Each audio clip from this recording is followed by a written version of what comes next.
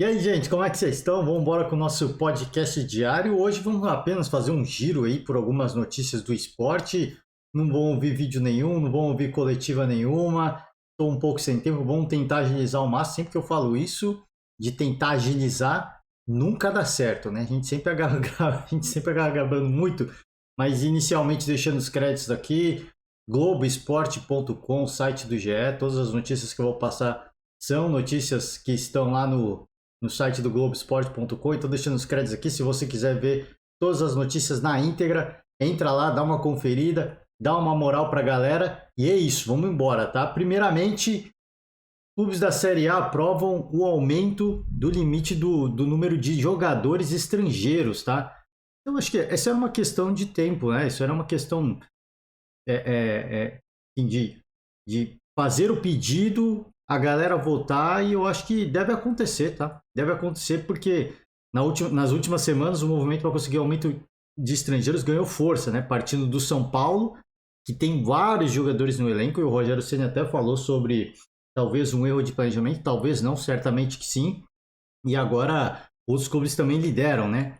A campanha, o Atlético Paranaense, Corinthians, né? Aqui o número de gringos, né? Aí vai vendo, 7 no Furacão, 6 no Timão, 6 no Grêmio, 4 no Flamengo. Então, essas equipes tomaram a iniciativa e eu acho que é interessante para todas as outras equipes, né? Especialmente as que são SAF, que têm orçamentos um pouco mais limitados, né? Eu acho que eu falei, a regra do número de estrangeiros ela é um pouco antiga e eu acho que era hora de atualizar mesmo, né? Assim, eu acho que cabe espaço para isso. Os jogadores brasileiros não é que nem o tema de técnicos estrangeiros, por exemplo, que é um técnico que é um tema ainda muito polêmico, especialmente muito polêmico não.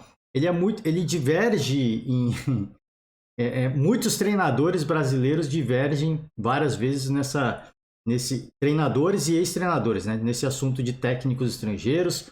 Mas a questão de jogadores eu acho que é muito válida, né? A gente tem várias ligas no mundo onde vários estrangeiros atuam e eu acho que isso é uma abertura, não é para tirar espaço de jogador brasileiro, não. Eu acho que isso ajuda a puxar até o, o nível do campeonato para cima. Isso exige mais os jogadores brasileiros de serem mais competitivos, de disputarem mais o espaço. Então acho que isso seria um caminho natural e eu acho que isso enriquece, né, o campeonato brasileiro, as ligas brasileiras, porque você trazendo jogadores estrangeiros com qualidade técnica e permitindo que os clubes sejam competitivos, cada vez mais competitivos, isso vai fazer bem cada vez mais para a nossa liga, né? Então acho que isso é uma questão de tempo, espero que de fato venha a se concretizar e se acontecer muitos clubes como os principais aqui já citados, né? O São Paulo, o Furacão, por exemplo, né? Se vier a acontecer, e eu acho que deve acontecer numa questão de tempo aí, vai ser muito bem-vinda, né? No caso do Rogério Ceni, isso vai ajudar muito no caso para ele planejar o seu elenco, né? Ele que em última coletiva falou da dificuldade, né? Do, de ter que rodar o elenco. Pô, a gente joga hoje, amanhã a galera que jogou não pode treinar. Então como é que eu vou treinar? Você tem que treinar setores, né? Então no meio de campo, onde o São Paulo tem mais jogadores, a gente treina no setor do meio campo, mas você nunca consegue treinar com o time inteiro, com o time completo. Eu acho que com esse limite aumentando, acho que isso abre porta para muitos outros clubes também olharem o mercado sul-americano, e não só o mercado sul-americano, mas outros mercados. A gente vira e mexe, ouve alguns comentários falando, pô, por que o Brasil já não consegue garimpar bem, garimpar legal potenciais atletas no mercado sul-americano? Por que não olha também para o mercado africano, né? Que sempre aparece grandes jogadores atuando nas ligas europeias. Então isso acho que abre portas para os times brasileiros aumentarem cada vez mais, né? Essas ramificações dos olheiros. Então acho que isso vai ser legal para o próprio futebol brasileiro, de tornar a liga mais competitiva e naturalmente tornar os jogadores brasileiros ainda mais competitivos. Acho que isso vai ajudar bastante, tá? CBF adia discussão sobre a diminuição do número de rebaixados, né? Esse era um tema que a gente falou ontem, anteontem, né? Que existia um consenso, existia não, existe um consenso entre os clubes ali que fazem parte das duas ligas, né? Que querem, enfim, gerenciar o futebol brasileiro e inclusive com apoio até de equipes da Série B, porque diminui também o número de rebaixados na Série B, na Série C. enfim, então é algo que, de uma forma geral, existe um consenso, mas é uma mudança muito grande. A gente sabe que isso mexe, impacta em orçamento, em várias outras coisas, em vários interesses também, tem muita politicagem por trás. Isso foi adiado, mas eu imagino que se tiver um consenso mesmo, né, e a galera fazer representações em peso, isso deve acabar sendo viabilizado aí, pelo menos não para essa temporada. E talvez nem para o ano que vem, mas para o outro, né? Então, para 2025, de repente, a gente já pode começar a ver um novo formato, tá? Isso aqui é importante. CBF institui punições por racismo em competições brasileiras. E aí, a punição, perda de mando de campo e até perda de pontos na tabela, tá? Isso aqui é importante.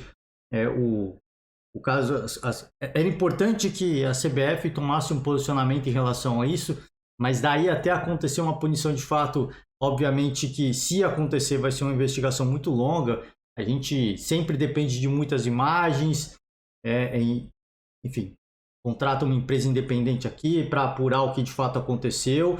Acho que punição de fato, aí também tem que, eu não sei, eu não li o artigo na íntegra, né? Mas tem que entender se é só por parte dos jogadores, inclusive por torcedores. Era isso aqui que eu queria saber. Então eu acho que esse é o caminho, porque você precisa que, para que o racismo dentro de campo, obviamente, pode ser que não aconteça, e se acontecer, talvez não tenham imagens, né?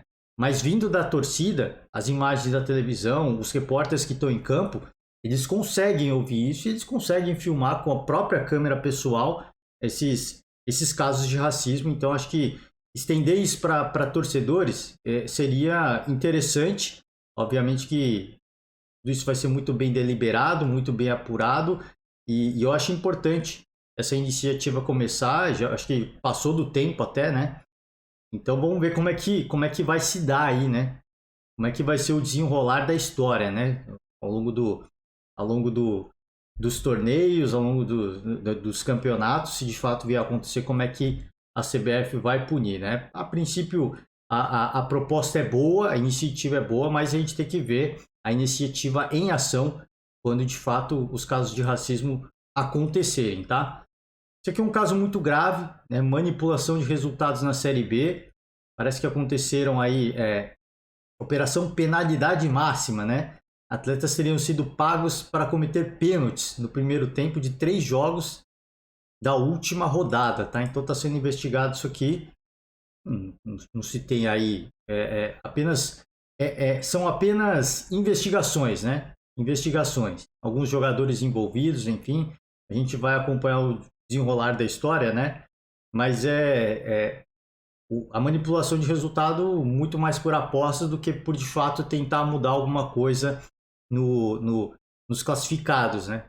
Mas a gente sabe que a aposta esportiva é uma coisa que gera muito dinheiro, então é sempre algo muito grave, né? Sempre algo muito grave, tem que ser bem apurado. Sabe que o futebol tem que ser um esporte, assim, livre desse tipo de coisa, né?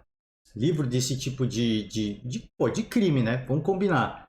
Porque tem que ser, a disputa tem que ser dentro de campo, né? A disputa tem que acontecer dentro de campo. Você não pode um atleta, vou vender, vou ganhar uma grana aqui por fora. Óbvio, assim, a gente fala que não pode, mas a gente sabe que acontece. Mas a graça do futebol é essa, né? É a disputa dentro de campo, cara, assim, é um merecimento ou desmerecimento. Enfim, a gente vai seguir acompanhando as notícias em torno disso. E se sair alguma coisa em relação às investigações, a gente também vai falar um pouco mais sobre o assunto, tá? Mundial de clubes, né? A UEFA e a Conmebol ainda estudam como distribuir vagas, porque a ideia, assim, a proposta inicial, eu acho que tem até aqui, né? Eu li muito rápido e ainda falta muito para definir, tá? A ideia da FIFA é que esse formato comece em 2025, né? Esse formato de Mundial de Clubes começa em 2025. Eu custo acreditar que em 2025 vai acontecer nesse formato, tá? Nesse formato de 4 em 4 anos, com várias equipes, mas a ideia é que os últimos 4 campeões dos torneios continentais vão para a disputa do Mundial, mas, por exemplo, nos últimos 4 anos, o Flamengo e o Palmeiras ganharam, né, 2 títulos cada um. Como é que faz, né? Manda os vices. escolha via ranking, né? Então são definições que ainda existem, mas eu falei, eu vou repetir, eu acho que essa ideia ainda é muito embrionária e para acontecer de fato vai precisar da bênção e do aval das equipes europeias.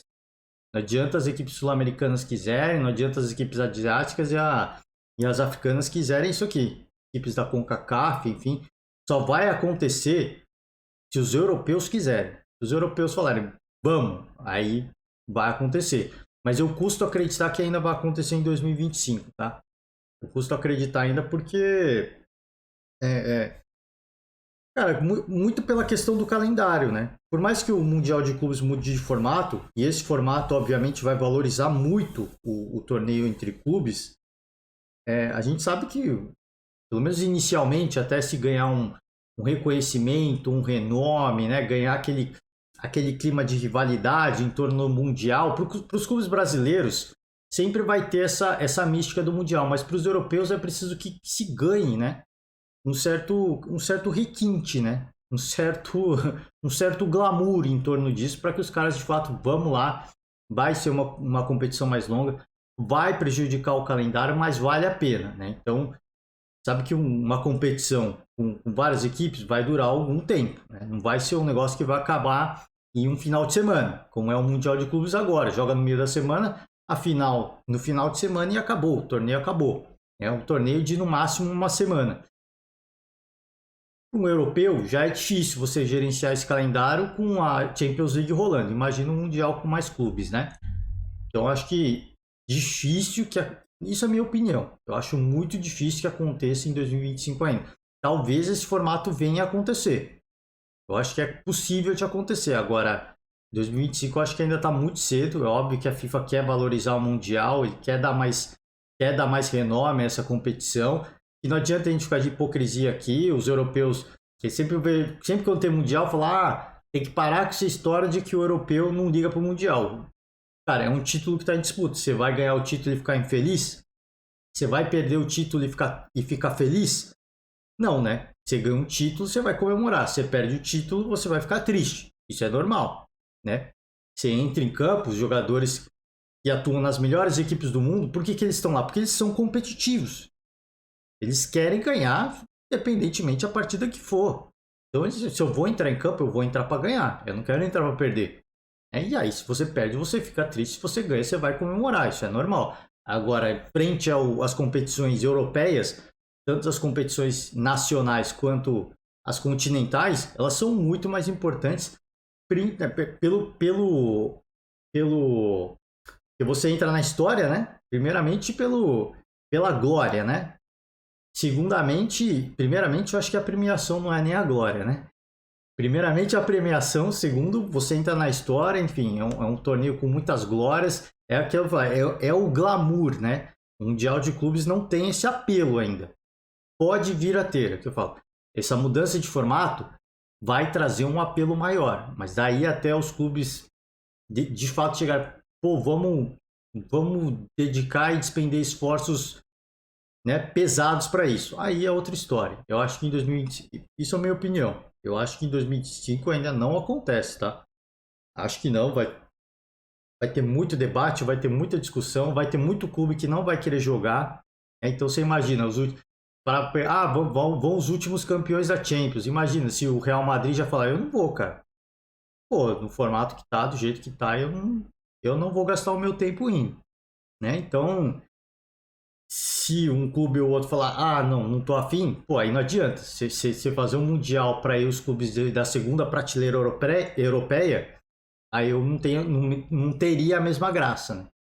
Não teria o mesmo apelo, né? Comercial e é o que eu falei, para os sul-americanos, para as equipes da CONCACAF, para as equipes africanas, asiáticas, vai ter um apelo gigantesco, mas a grande graça é você disputar contra o europeu, onde está o melhor futebol do mundo. E aí perde muito apelo, né? Entendeu? Da galera ir lá, de patrocinar o evento, enfim. Acho que ainda tem muita coisa para ser discutida, muita coisa para ser estudada. Eu acho que eventualmente vai acontecer, mas em 2025 eu acho que não, tá? Tem muita coisa ainda para rolar. Para finalizar, a última notícia do dia, né? O Corinthians vai tentar a rescisão do contrato do Luan. O Luan tem 29 anos. ele não atua há 3 meses. Ele, para quem não se recorda, ele foi jogar no Santos. E não é uma parada assim, o Corinthians até tentou fazer um bem bolado de, ó, paga uma parcela. O Santos acho que pagou uma merreca assim, do salário do Luan. O Corinthians bancou praticamente o salário inteiro do Luan nesse tempo que ele teve no Santos e nem no Santos ele jogou muito. Assim, é muito.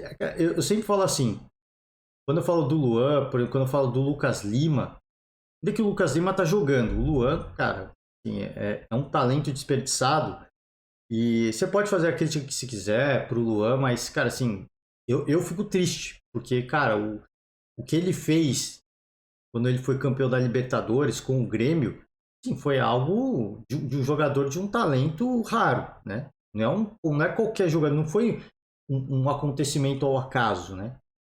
Jogador extremamente talentoso. Nos últimos anos, nos últimos meses aí de Grêmio, ele já não estava bem, né? Já se especulava, já se falava notícia de que o Renato Gaúcho não queria ele mais, porque já não tinha o mesmo apetite, né? Já estava em queda, já estava em baixa. O Corinthians achou que poderia recuperar esse jogador, porque ele é corintiano, né?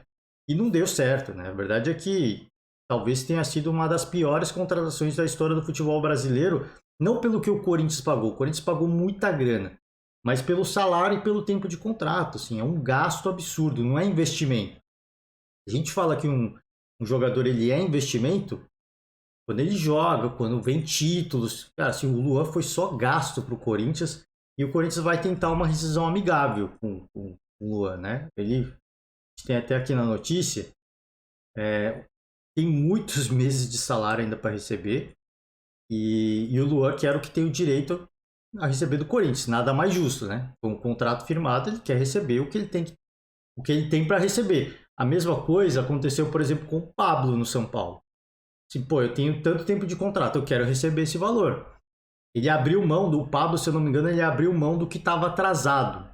Assim, ó, tá atrasado, ok, mas o que tem para receber eu quero receber. Isso aqui eu abro mão. Ele é São Paulino, né? Então talvez o lado do torcedor tenha falado mais. Eu acho que, sim, o torcedor do São Paulino, do São Paulo que me desculpe, mas ele tinha que receber tudo que ele tinha que receber. Com um contrato firmado, se o São Paulo errou, assim, o Daniel Alves, por exemplo, não abriu mão. Aí o torcedor fala, mercenário. Não, não é mercenário, é o que ele tem direito. Se o São Paulo cometeu um erro, aí o problema é da equipe. A mesma coisa do Luan. Se o Corinthians cometeu um erro, o problema é da equipe, que, cara, foi com apetite, foi com, né, foi afobado para fazer essa negociação e acabou cometendo uma grande gafe. Essa que é a verdade, né?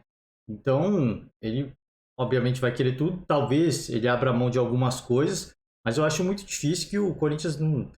Acho que assim, independentemente dele não topar, assim, não vou abrir mão de nada. Eu acho que vale mais o Corinthians rescindir e pagar o que deve do que manter ele lá. Sabe? É um negócio que vai se degradando, é uma parada que vai. Cara, assim, o torcedor não quer nem ver a cara do jogador mais. A galera que tá lá, comissão técnica, dirigente, também não quer mais ver a cara do jogador. Então, cara, acho que a melhor coisa é rescinde logo, né? O Corinthians teve impressão pro Santos na esperança de que pudesse recuperar.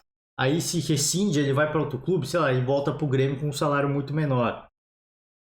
E aí ele volta a jogar um baita futebol. Acontece. Se ele ficasse no Corinthians, isso não ia acontecer. Não adianta você ficar insistindo, sabe? Mas vou pagar para ele ficar encostado porque ele pode reforçar outra equipe. Faz um contrato bem bom. A gente paga tudo, mas você vai ficar um ano aí sem servir nenhuma equipe. Que é o tempo de contrato que você teria que cumprir com o Corinthians. Então acho que dá para fazer um bem bolado, não vai sair ileso, né? Não vai sair ileso, assim. O Corinthians tem um otimismo aí. Aqui, ó. Os valores, né? Os valores. Para efeito de comparação. O Luan, quando ele foi para o Corinthians, ele tinha um valor de mercado de 6,5 milhões de euros. Hoje, o valor dele caiu para 1,5 milhão. Eu não acho nem que vale isso mais. Mas enfim, é o transfer market, né? E ele chegou a valer 20 milhões no Grêmio de 2018, né? Quando ele estava estourando, quando ele chegou no auge, né? Pior das hipóteses é manter no elenco até o final do ano, pagando salário, mas o clube acredita que vai ser possível resolver isso de forma amigável. Eu também acho que dá, mas assim, não vai ser ileso, né? Não adianta achar que, não, a gente vai conseguir cortar alguma coisa ali, uma coisa aqui, ele é corintiano, tudo bem, mas eu não acho que ele vai abrir mão de nada. Né? Eu não acho que ele vai abrir mão de nada e nem tem que ser criticado por isso. Isso é um direito dele. Contrato, né? infelizmente, o Corinthians cometeu um erro. É um contrato. Então, eu acho que vale mais. E aí é o que eu falei, talvez vale colocar na rescisão de, ó, você tem um tempo, você tem um ano de contrato ainda. Vai rescindir, você não vem mais para cá, você vai para onde você quiser, mas nesse um ano você não pode assinar com nenhum clube, né? Eu acho que vale fazer um bem bolado aí, de repente até aceitaria. A gente paga tudo, não tem problema, né? Já vai, não tem o que fazer, vai sangrar, vai sangrar nessa rescisão. Então, as piores contratações aí da história, talvez a pior da história do Corinthians, uma das piores do futebol brasileiro. E é triste, cara, o que eu falei, é triste porque a gente viu esse jogador no auge, sabe que é um jogador extremamente talentoso, e eu sempre falo, cara, se eu tivesse metade do talento que tem o Luan, eu estaria fazendo milhões no mundo árabe, né? Ou em algum país asiático, enfim, estaria fazendo meu pé de meia tranquilamente, vivendo sossegado, mas como não tenho, a gente trabalha no dia a dia e grava um podcast amador. E assim vamos, né? É isso, gente. Ó, eu fecho aqui por hoje. Como eu falei, o podcast um pouco mais curto. Não vamos conseguir ouvir vídeo nenhum hoje, mas vamos ter rodadas, né? Vamos começar aí de volta com os jogos. Então a gente vai acompanhar os jogos. E amanhã a gente vai um pouco mais de tempo amanhã. A gente volta com mais calma, vamos ouvir mais vídeo, repercutir notícias do esporte. Não consegui buscar nada em relação ao assunto Daniel Alves, mas trago o tema para a pauta, né? Não vou debater absolutamente nada, mas trago mais uma vez sempre o tema em pauta. Não esquecer, caso muito grave, mas eu não consegui buscar, não consegui ver se tem alguma notícia nova em relação ao caso, tá? É isso, por hoje eu finalizo. Valeu demais para todo mundo, ótima semana para vocês, um forte abraço e até amanhã. Tchau.